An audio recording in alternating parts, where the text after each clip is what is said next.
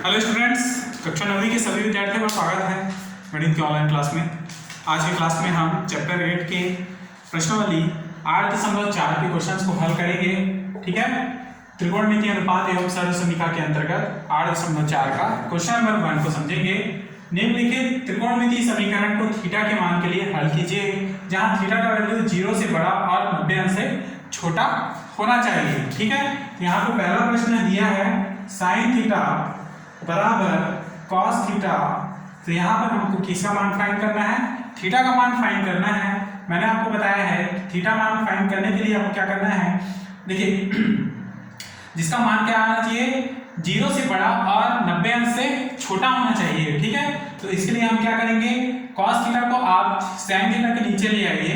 तो यहाँ पर साइन थीटा बटे हो जाएगा कॉस थीटा बराबर क्या ही रहेगा, इधर कुछ नहीं आने 1 बचेगा। ठीक है, cos थीटा इधर आएगा तो यहाँ पर कुछ नहीं आने 1 बचेगा। sin थीटा बटे cos थीटा का मान होता है tan थीटा। ठीक, sin थीटा बटे cos थीटा का मान क्या होता है, tan थीटा, और यहाँ पर 1। ठीक, अब देखिए यहाँ पर 1 का मान tan में किस डिग्री पर होता है। ठीक है, तो यहाँ पर देखिए 1 का जो मान है tan के 45 डिग्री में होता है। tan की किस डिग्री में होता है, tan 45 बराबर होता है 1। आप देखेंगे अपनी तालिका में, ठीक है, जिसमें मैंने आपको त्रिकोणमिति अनुपात के बारे में बताया है। ठीक है, उसमें आप देखेंगे कि tan 45 का मान क्या होता है 1।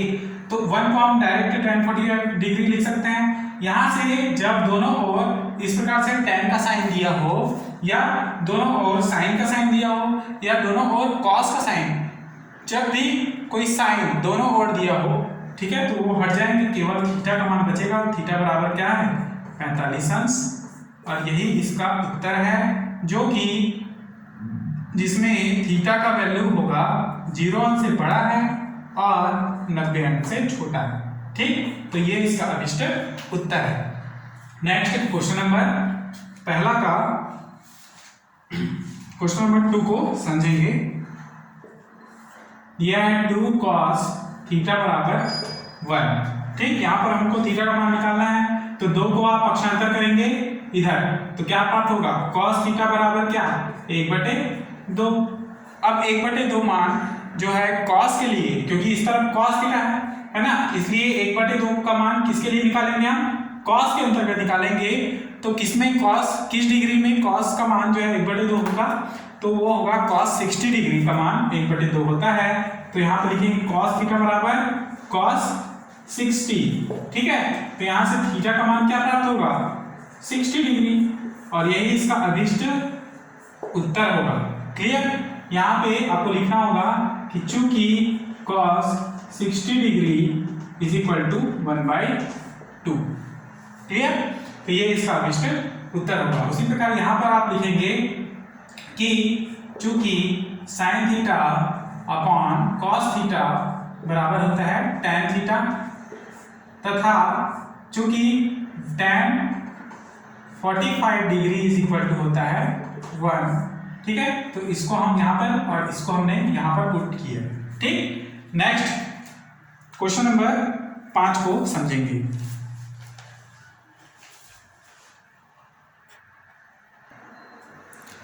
तो क्वेश्चन नंबर 5 में दिया है 2 sin थीटा बराबर √3। ठीक, तो थीटा का मान निकालने के लिए 2 को इधर पक्षांतर करें, तो यहाँ से sin थीटा बराबर क्या, √3/2। अब यहाँ पर sin का मान दिया हुआ है, तो √3/2 को भी हमको sin में चेंज करना है। तो ये √3 और बटे 2 sin के किस मान के लिए, यानी किस डिग्री के लिए होगा, तो sin थीटा बराबर होगा, ये होगा sin 60 मान के लिए होगा। ठीक है, इसलिए हमें पता है कि sin 60 बराबर होता है √3/2। ठीक है, इसलिए sin थीटा बराबर sin 60, यहाँ से थीटा बराबर क्या, 60 अंश, जो 0 अंश से बड़ा है और 90 अंश से छोटा है। क्लियर, ये इसका अभिष्ट उत्तर है। अगला क्वेश्चन है क्वेश्चन नंबर 6। देखेंगे tan थीटा बराबर 0। ठीक, तो यहाँ पर जीरो का वैल्यू क्या होगा, tan के मान में होगा, तो tan थीटा बराबर कहाँ पर जीरो मान होता है, ठीक है। तो यहाँ पर tan जीरो का मान जीरो होता है,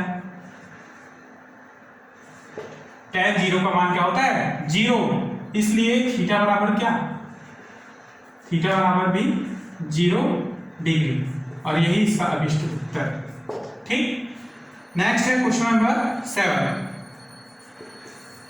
क्वेश्चन नंबर 7 में देखना 3 cosec square theta, 3 cosec square theta बराबर दिया है 4।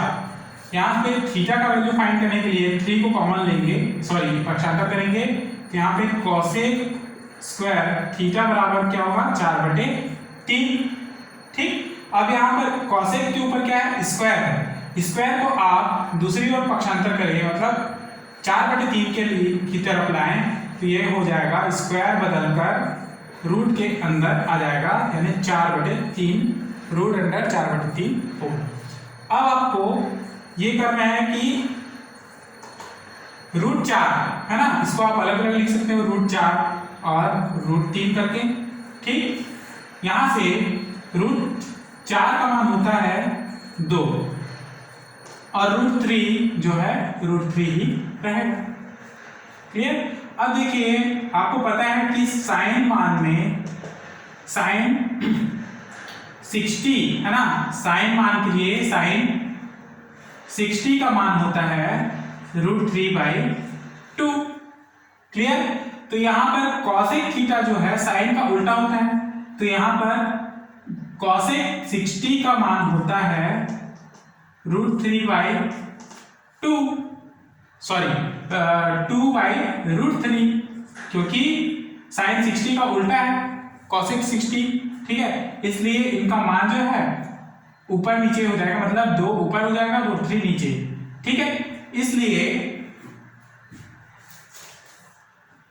cosec 60 को हम, सॉरी cosec थीटा को बराबर लिखेंगे cosec 60 अंश, तो यहां से थीटा बराबर क्या होगा, 60 अंश, जो 0 अंश से बड़ा और 90 अंश से छोटा है, ठीक। अगला क्वेश्चन है क्वेश्चन नंबर 10।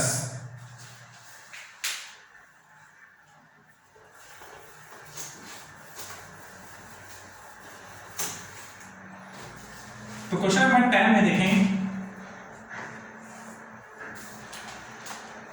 दिया है 4 sec square theta minus 1, 4 sec square theta minus 1 is equal to 3, ठीक।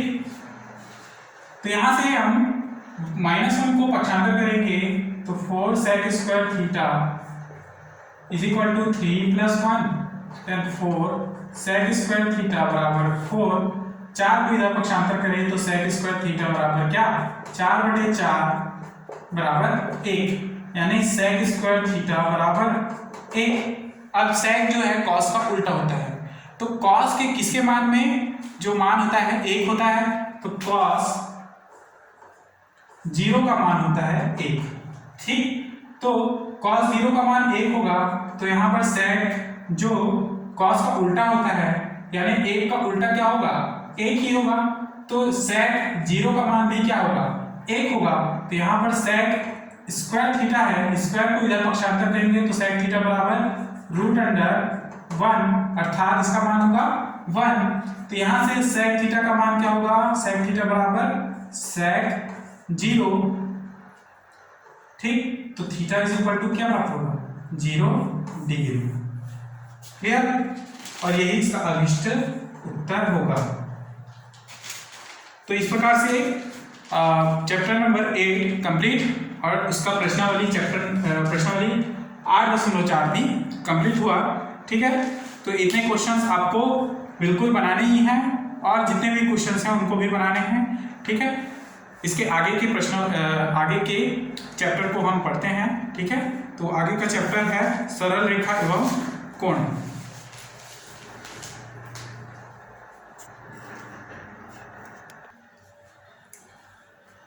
तो देखेंगे अगला चैप्टर है चैप्टर नंबर 9 सरल रेखा और कोण। तो नाम से स्पष्ट है, इसमें हमको सरल रेखा यानी रेखाओं के बारे में जानना है, और रेखाओं में या फिर उनके द्वारा रेखाओं के द्वारा बनाए गए कोणों के बारे में हमको समझना है। ठीक है, कोण के बारे में आप लोग पिछले क्लास में समझा ही होगा या पढ़ा होगा कि विभिन्न प्रकार के कोण होते हैं। ठीक है, जिसमें समकोण त्रिभुज और न्यून कोण, अधिक कोण, ठीक है, इस प्रकार से समपूरक कोण, पूरक कोण, ये सभी जो है एक कोण को दर्शाते हैं जिनको हमको इस चैप्टर में समझना है। क्लियर? तो आज का हमारा टॉपिक है सरल रेखा और कोण। तो ध्यान से समझेंगे इसे। रेखाखंड और अंत बिंदु। सबसे पहले हम देखेंगे सरल रेखा।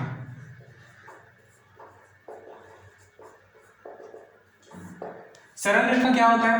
तो सरल रेखा जो है सिंपल सा एक रेखा होगा, ठीक है, जिसका कोई भी बिंदु या रुकावट नहीं होगा। ठीक है, ये जो रेखा है इस प्रकार से चलते ही जाएगा, ये अनंत तक होता है। ये क्या होगा? एक सरल रेखा। क्लियर? तो सरल रेखा के अंतर्गत भी कई रेखाएं हैं, जैसे कि यदि हम इसमें कोई बिंदु लगा दें, है ना, तो इसको हम ए और इसको बी नाम दे दिया जाए। ये इस तरफ बढ़ रहा है, ये इस तरफ बढ़ रहा है। ठीक है, तो ये ए और बी है, ये बिंदुएं अंत्य बिंदु कहलाती हैं। कौन से? अंत्य बिंदु। क्लियर? और ए से बी तक के जो दूरी का जो रेखा है इसको कहते हैं रेखाखंड। रेखाखंड। क्लियर? और ये जो भाग है ये पूरा का पूरा भाग रेखा कहलाएगा। क्लियर? समझ में आया? मैंने भी बताया कि रेखा जो है उसका कोई अंत्य बिंदु नहीं होता है ना, वो दाईं ओर और बाईं ओर बढ़ते ही जाता है, उसका कोई अंत्य बिंदु नहीं होता है। परंतु जब इस रेखा के बीच में हम कोई बिंदु लगा दें इस प्रकार से और इस प्रकार से, तो ये इसे हम ए और इसे बी नाम दे दें, तो इन दोनों बिंदुओं के बीच का जो खंड होता है उसे हम रेखाखंड कहते हैं। क्लियर? नेक्स्ट है रेखाखंड जो है 1, 2 या 3 भी हो सकते हैं एक ही रेखा पर। तो देखेंगे नेक्स्ट उदाहरण। देखिए, इस प्रकार से कोई रेखा है जिसमें कुल अंत बिंदु 1, 2 और 3, जिसको हम P, Q और R नाम दे देते हैं। ठीक, तो यहां पर हमको देखना है कि इसमें कितने एक रेखाखंड दिया हुआ है, रेखा दिया हुआ है जिसमें कितने अंत बिंदु हैं। तो पहला अंत बिंदु बराबर 1, 2 और 3 है। क्लियर? उसी प्रकार यदि इस रेखा में रेखाखंड कितना है, तो देखेंगे रेखाखंड P से Q यानी कि PQ तथा Q से R यानी कि QR बराबर 2 रेखाखंड उपस्थित हैं। क्लियर? यहां से यहां तक के प्रथम रेखाखंड और यहां से यहां तक के द्वितीय रेखाखंड यहां पर आपको दिखाई दे रहे हैं। ठीक, उसी प्रकार से यदि आप 4 बिंदुएं लेते हैं या 4 अंत बिंदु लेते हैं किसी रेखा के अंतर्गत, तो उसके रेखाखंड कितने होंगे? 3। यदि आप 6 अंत बिंदु लेते हैं तो उसका रेखाखंड प्राप्त होगा 5। ठीक, तो रेखाखंड जो है अंत बिंदु से 1 कम होता है। क्लियर? उसी तरह से नेक्स्ट देखेंगे, ये एक रेखाखंड है, रेखा है जिसके अंतर्गत अंत बिंदु है 8, 1, 2, 3, 4, 5, 6, 7 और 8, जिसको हम A, B, C, D, E, F, G और H नाम दे देते हैं। ठीक, तो ये जो रेखाएं हैं छोटे छोटे खंडों के रूप में हैं इस प्रकार से। ठीक, तो यहां पर कितने अंत बिंदु हैं? तो अंत बिंदु 1, 2, 3, 4, 5, 6, 7 और 8, टोटल 8 है। और रेखाखंड कितने हैं? रेखाखंड बराबर 1 2 3 4 5 6 और 7। ठीक है, तो इस प्रकार से अंत बिंदु की संख्या जितनी होगी उससे एक कम संख्या होगा रेखाखंड का, ये आपको ध्यान में रखना है। क्लियर? तो यहां पर लिखना है कि यदि किसी रेखा पर 8 बिंदु अंकित हो तो, यदि किसी रेखा पर, ये पहला उदाहरण है, ये दूसरा उदाहरण है और ये जो उदाहरण है ये उदाहरण तीसरा है, तो इसको आपको ध्यान से समझ के लिखना है। तो यदि किसी रेखा पर 8 बिंदु अंकित हैं,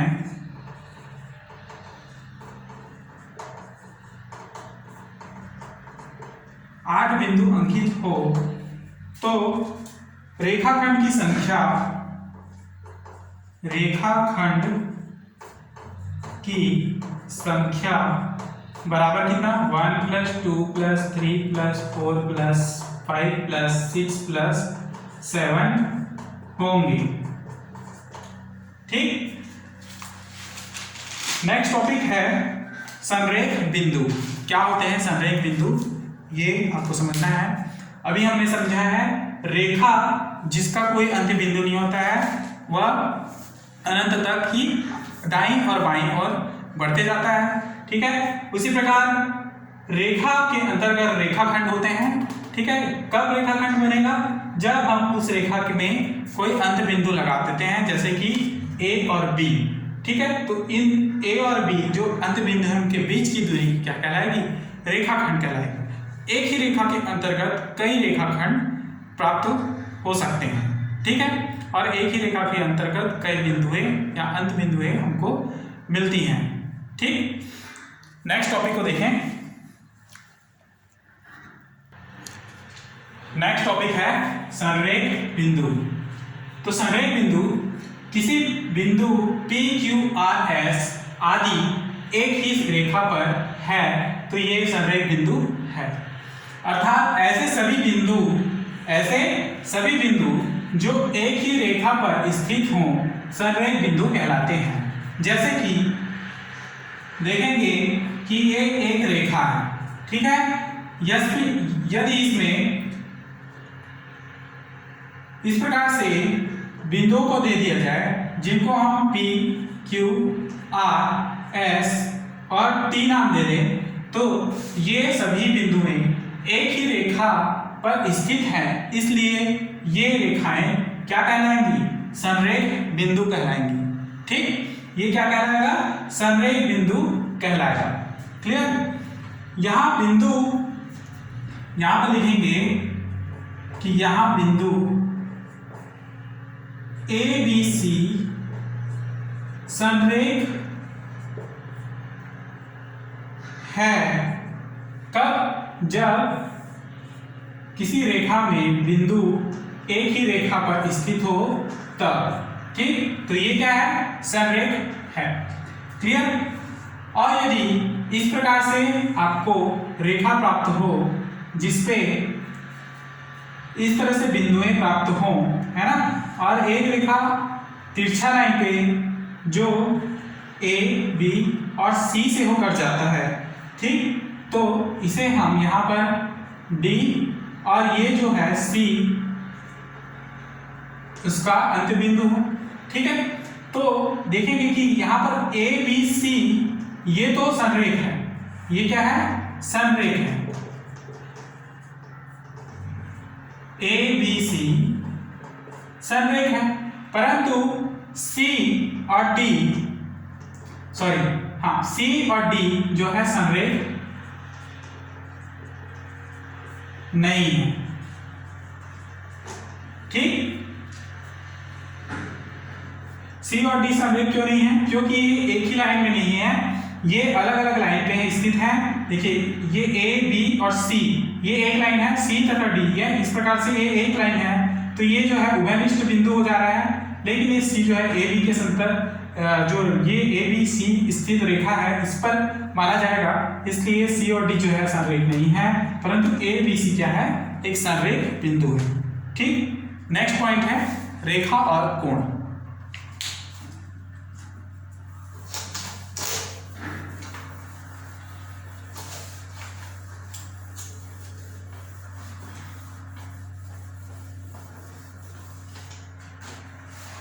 देखेंगे रेखा और कोण। देखिए कोण जो निकालते हैं हम वो रेखा के माध्यम से ही निकालते हैं। यदि बिंदु C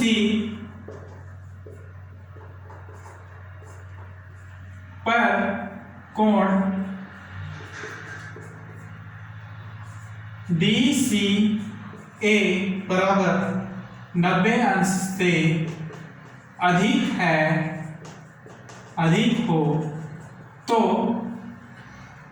यह अधिक कोण कहलाता है। यह अधिक कोण होगा। ठीक है, कैसे? तो देखिए कोण DCA हमको लेना है, तो कोण DCA 90 अंश से अधिक हो तो यह अधिक कोण होगा।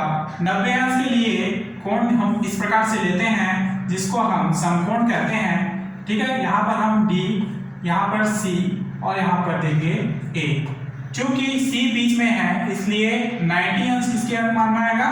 C में आएगा। तो ये क्या हो गया? एक समकोण है। क्लियर? अधिक कोण होने के लिए क्या करेंगे? अधिक कोण होने के लिए ये जो रेखा है लंब जो है 90 अंश से इस पार में होगा। अर्थात इस प्रकार से जब कोण बना जो 90 अंश से अधिक होगा, ठीक है, मान लीजिए ये होगा 120 अंश का कोण, ठीक, तब ये क्या होगा? ये होगा अधिक कोण, यानी 90 अंश से जितना भी अधिक हो वो सभी क्या कहलाएंगे? अधिक कोण कहलाएंगे। क्लियर? यानी 110, 100, ठीक है, 95, जितने भी 90 से लेके 90 के ऊपर जितने भी कोण हैं, यानी 91, 92, 93 से लेके जितने भी कोण हैं वो सब क्या कहलाएंगे? अधिक कोण ही कहलाएंगे। और जो 90 अंश के डिग्री पर कोण दिखाए वो क्या कहलाएगा? समकोण कहलाएगा। ठीक, उसी प्रकार से जब 90 अंश से कम का कोण होता है, यानी कि 90 से कम यानी 89, 88, यानी 1 से लेकर 89, 88 तक जितने भी कोण हैं वो सभी क्या करेंगे? मान लीजिए ये 60 अंश का कोण है तो ये DCA इस प्रकार से दर्शा रहा है, तो ये किस प्रकार का कोण है? ये कहलाएगा न्यून कोण। क्या? न्यून कोण। क्लियर? तो ये 90 अंश से अधिक होगा वो अधिक कोण, 90 अंश से कम होगा वो न्यून कोण, और जो 90 अंश के बराबर होगा वह कहलाएगा समकोण। ये आपको ध्यान में रखना है। ठीक, नेक्स्ट टॉपिक है सरल कोण या ऋजु कोण। क्या होता है? तो सरल कोण या ऋजु कोण जो होता है वो 180 अंश का होता है। ठीक है, यानी सीधी सरल रेखा एक ऋजु कोण कहलाता है जिसका वैल्यू होता है 180 अंश का। ठीक, तो उसे आप ध्यान से देखेंगे तो इसी में आप देखेंगे कि सरल कोण या ऋजु कोण, सरल कोण को ही ऋजु कोण कहते हैं क्योंकि इसका जो अंश होता है वह 180 अंश का होता है और वह रेखा जो है सरल रेखा होगा और इस प्रकार से 180 अंश का कोण इसमें बनाया जाएगा जो क्या कहलाएगा? ऋजु कोण कहलाता है। क्लियर? और इसको हम इस प्रकार से ए भी मान दे सकते हैं। ठीक, नेक्स्ट टॉपिक है आसन्न कोण क्या होता है।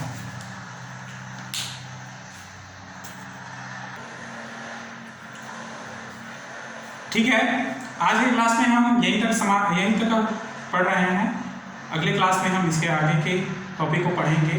ठीक है, समय के अभाव के कारण हम क्लास यहीं पे समाप्त करने जा रहे हैं। तो अगले क्लास में आप पुनः अपनी तैयारी रखें और जो भी टॉपिक्स मैं आपको पढ़ा रहा हूँ उन सभी टॉपिक्स को आपको ध्यान देना है और समझकर नोट्स तैयार करना है। ठीक, तो क्लास यहीं पर समाप्त करते हैं। धन्यवाद।